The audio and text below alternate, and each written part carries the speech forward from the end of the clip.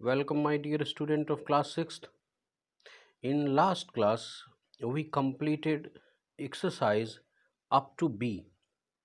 It was the last exercise. Write the rhyming word of the following. तो ये हमने जैसे डे का गे, वाइल्ड का चाइल्ड, नाइट का ब्राइट, ये हम लोगों ने किया. अब स्टूडेंट हम लोग देखेंगे कि आज की एक्सरसाइज है सी. सी क्या कहती है कि use the following word in your sentences. अपने वाक्यों में अपने से कोई सेंटेंस बनाइए और इन वर्ड्स का यूज कीजिए.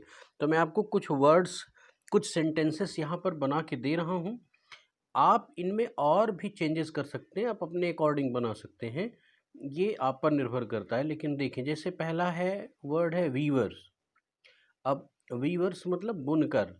इससे रिलेटेड एक सेंटेंस बनाइए और कोशिश ये करना है कि ये सेंटेंसेस ऐसे हों जो आपकी पोयम में जनरली यूज़ नहीं हुए हैं. ऐसे सेंटेंसेस बनाने हैं. तो मेरा प्रयास वही रहा है. वीवर्स के लिए हम बढ़िया सेंटेंस क्या कह सकते हैं कि weavers are living a happy life.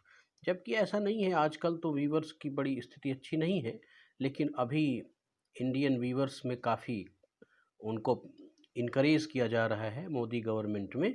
तो आप ये सेंटेंस बना सकते हैं, weavers are living in a happy life. ठीक है. अब आगे देखते हैं, अगला है गारमेंट. गारमेंट का मतलब क्या होता है? कपड़े. तो this is a garment shop. मान लीजिए सामने कोई दुकान है, तो आपने कह दिया कि this is a garment shop. फिर अगला इंपॉर्टेंट वर्ड है फ्यूनरल. फ्यूनरल का मतलब क्या होता है? किसी भी डेड पर्सन की जो अंतिम यात्रा होती है, अंतिम संस्कार जिसको हम लोग बोलते हैं, उसको हम फ्यूनरल बोलते हैं. तो इसके लिए हम सेंटेंस बना सकते हैं कि all my friends went to funeral ceremony. आपके सभी मित्र, यानी मेरे, ऑल माई फ्रेंड्स यानी मेरे सभी मित्र जो हैं वो कहाँ गए हैं? Went to funeral ceremony. किसी की फ्यूनरल सेरेमनी है, किसी का अंतिम संस्कार है, दाह संस्कार है, तो उसी में मेरे सारे फ्रेंड्स गए हैं. तो ये इस तरह से फ्यूनरल वर्ड का यूज़ कर लेंगे. अब स्टूडेंट देखें गे. गे में क्या होता है? गे के दो इंपॉर्टेंट वर्ड है. एक तो समलैंगिकता के लिए भी गे यूज़ होता है, और एक प्रफुल्लता यानी प्रसन्नता, हैप्पीनेस के लिए भी गे यूज़ होता है. तो यहाँ पर आपको हैप्पीनेस से संबंधित इसका सेंटेंस बनाना है. तो you are in gay mood. मैंने ऐसा एक सेंटेंस बना दिया, you are in gay mood मतलब तुम एक प्रसन्न मूड में हो. तो ठीक है, हो गया. अब सोलेम. सोलेम का मतलब क्या होता है? गंभीरता, यानी जो एक सीरियसनेस है, उस चीज़ को सोलेम से रिप्रेजेंट करते हैं. तो हमने एक सेंटेंस बनाया कि ऑल वर क्राइंग. सभी लोग रो रहे थे. और क्यों रो रहे थे? It was a solemn situation. ये बड़ी गंभीर सिचुएशन थी. All were crying. एंड भी आप लगा सकते हैं यहाँ पर कि and it was a solemn situation. इस तरह से सोलम का यूज आपने कर लिया. अब स्टूडेंट हम लोग अगली एक्सरसाइज की ओर चलते हैं. अगली एक्सरसाइज है glorious grammar. Read the following. तो चलिए पढ़ते हैं. क्या? A garment, the marriage, an object, a robe, a peacock. ये कर क्या रहा है कि ये कुछ वर्ड्स हैं. जैसे ये ऑब्जेक्ट है, इसके पहले एन लगाया. ये मैरिज है, इसके पहले द लगाया. गारमेंट है, इसके पहले अ लगाया. ये बताना चाहता है कि this is the way of using articles.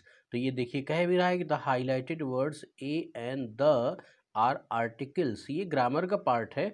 तो इसमें देखिए ग्लोरियस ग्रामर यहाँ पर टॉपिक ही है, यानी इसी एक्सरसाइज में थोड़ा सा आपको ग्रामेटिकल रिहर्सल करवाएगा. तो ये दरअसल एक्सरसाइज बेस्ड है. Fill in the blanks the article. Fill in the blanks with the suitable article wherever necessary. यानी अ एंड द, ये तीनों आर्टिकल्स में जो जहाँ ज़रूरी हो उसको हमें फिल करना है. तो बड़ी अच्छी एक्सरसाइज है. तो अब इसको फिल करने से पहले स्टूडेंट, पूरी तरह तो यहाँ मैं आर्टिकल के बारे में नहीं पढ़ा पाऊँगा, क्योंकि that is the matter of grammar portion. लेकिन अभी ऐसे समझ लें कि आ का जो शब्द है, आ का, उसका हम लोग वन यानी एक के लिए, या एनी यानी कोई, कोई एक व्यक्ति खड़ा है, उसके लिए हम लोग एनी और वन के कॉन्सेप्ट में, जैसे कोई वन पीस है, वन मैंगो, तो हम a mango, one chair, a chair, ऐसा कह देते हैं. और एन का भी सेंस सेम यही होता है, बस फर्क ये होता है कि ऐसे वर्ड जिनकी शुरुआत वोवेलिक, देखने जो वोवेल होते हैं ना, वोवेल, तो वोवेल कैसे होते हैं, vowel, sorry V O W, vowel, तो जो वोवेलिक राइम होती है, वोवेलिक राइम अर्थात तो जो वोवेलिक साउंड होती है, उनसे स्टार्ट होने वाले जो वर्ड होंगे, उनके सामने हम लोग क्या लगाएंगे, एन लगाएंगे। इस देखिए स्टूडेंट, पहली चीज़ तो प्रॉब्लम ये होती है कि टीचर बताते हैं कि नहीं, कि अगर किसी भी वर्ड के पहले ए आई ओ यू है तो हम उसमें एन लगा देंगे, ये तो एक जनरल अप्रोच हुआ। लेकिन सही अप्रोच इसका ये है कि जो भी वर्ड का जो साउंड है वो वोवेलिक है, तो हम लोग क्या करेंगे, उसको हम उसके पहले, अब जैसे यूनिवर्सिटी है, यूनिवर्सिटी में इसका है तो ए आई ओ यू के अंतर्गत ही वोवेलिक वर्ड है, लेकिन हम इसको वोवेल नहीं मानते, यहाँ पर एन यूनिवर्सिटी नहीं लगाते, आ यूनिवर्सिटी ही लगाते हैं। क्यों करते हैं ऐसा, क्योंकि इसका हिंदी प्रोनाउंसिएशन मतलब अगर आप वोवेलिक देखेंगे तो यू है, और यू या ये क्या है, ये कॉन्सोनेंट है। तो हमें आ और एन जनरल ऐसे समझ लें कि वन या एनी के कॉन्सेप्ट में हम आ एन का यूज़ करते हैं, और दा का यूज़ करते हैं किसी भी चीज़ को स्पेशल बनाने के लिए। इसी को हम कहते हैं कि डेफिनिट, किसी चीज़ को डेफिनिट करने के लिए हम लोग द का यूज़ करते हैं, ख़ास बनाने के लिए। तो ये तो जनरल अप्रोच रहा, आर्टिकल का ऐसे यूज़ करते हैं, वो मैंने आपको बता भी दिया। अब हम इस एक्सरसाइज के पर्सपेक्टिव में देखते हैं कि क्या चीज़ें फिल होंगी। तो पहला देखिए क्या है, that is a good idea. ठीक है, कर सकते हैं ऐसे, कैसे जनरली कहते हैं ना, that's a good idea, that's a good idea, तो आ यहाँ पर फिल कर दें। दूसरा देखें, I think I will prepare my project on the Taj Mahal. मैं अपना प्रोजेक्ट ताजमहल पर, मान लीजिए ताजमहल आपको एक सब्जेक्ट दिया गया, and now you have to prepare your project, तो यहाँ पर ताजमहल एक स्पेसिफिक चीज़ है, इसलिए द का यूज़ करेंगे हम लोग, द।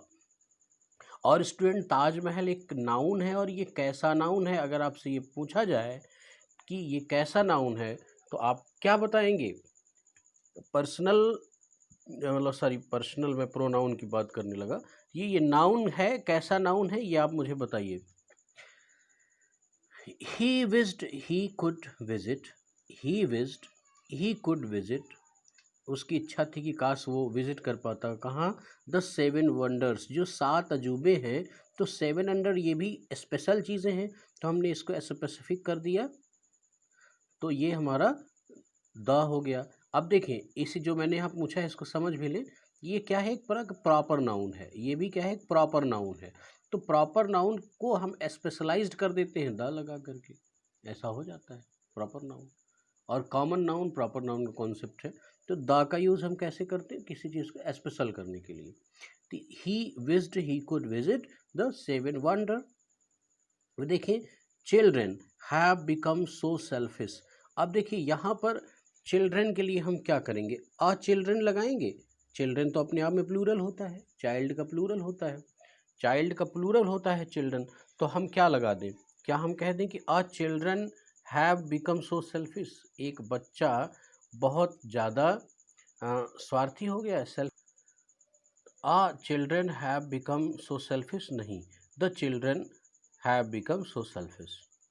इस तरह से पांचवा देखें, this is a picture, this is a picture of a monkey, एक मंकी का ये एक पिक्चर है, तो आ और आ दोनों जगहों पर प्लेस हो जाएगा। तो आगे देखते हैं इसकी एक्सरसाइज में और क्या है, ये भी आप समझ लें।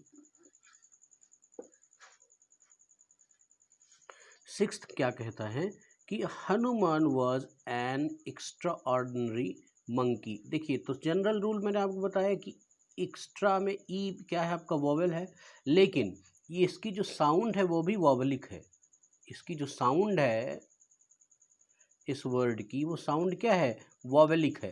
तो ई, एक्स्ट्रा ऑर्डिनरी ई, देखिए, तो इसके पहले क्या लग जाएगा, एन लग जाएगा, Hanuman was an extra ordinary monkey. 7th देखिए, the car had a flat tyre, the car, car को स्पेशल बना दीजिए, had a flat tyre, flat tyre उसकी खासियत हो गई, फ्लैट टायर किसी कार में लगा हुआ है, तो यहाँ द हो जाएगा, यहाँ अ हो जाएगा। अब नेक्स्ट देखिए, ही इज़ एन एक्सपर्ट, जैसे एक्स्ट्रा ऑर्डिनरी में साउंड क्या था, वॉबलिक ई था, वैसे यहाँ पर भी एक्स्ट्रा में ई है, तो इसका मतलब क्या, इसका साउंड, इस वर्ड की जो बिगिनिंग साउंड है वो वॉबलिक है, तो इसके पहले हम क्या लगा देंगे, एन लगा देंगे। He is an expert in drawing rangoli. तो इस तरह से स्टूडेंट ये फिल इन द ब्लैंक, ये 2 एक्सरसाइजेज मैंने कंप्लीट की।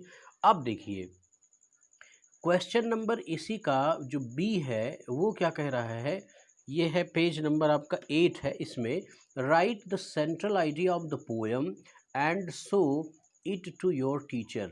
अब हम आपके टीचर हैं तो आप हमें शो करेंगे, show it to your teacher. करना क्या है, सेंट्रल आइडिया, अर्थात ये जो पोएम है इसका जो कोर थीम है सेंट्रल आइडिया, अर्थात क्या विचार इसमें प्रेषित किए जा रहे हैं, क्या विचार, क्या थॉट ट्रांसफ़र किए जा रहे हैं इस पोएम के थ्रू, वो आपको प्रोज के फॉर्म में लिखना है, ऐसे वर्ड्स में लिख के दिखाना है। And that would be your homework, ये HW यहाँ देख लें अच्छी तरह से, और ये आपको करना है, करके आप व्हाट्सएप ग्रुप में भेजें अपने नाम के साथ, तो मैं समझ लूँगा किन किन बच्चों ने किया है। अपने नाम और रोल नंबर के साथ ये एक्सरसाइज आपको करनी है। अब देखिए एक चीज़ और आपको करना है, right what you do at the different time of the day. Student ध्यान से समझिएगा, इस पूरी पोएम में डे के 3 स्टेजेस की बात की गई, at the early morning, at the evening and at the night. ये 3 सिचुएशन यहाँ पर दिखा भी रहा है आपकी पिक्चर में, और यही बात इस पूरी पोएम में की गई है।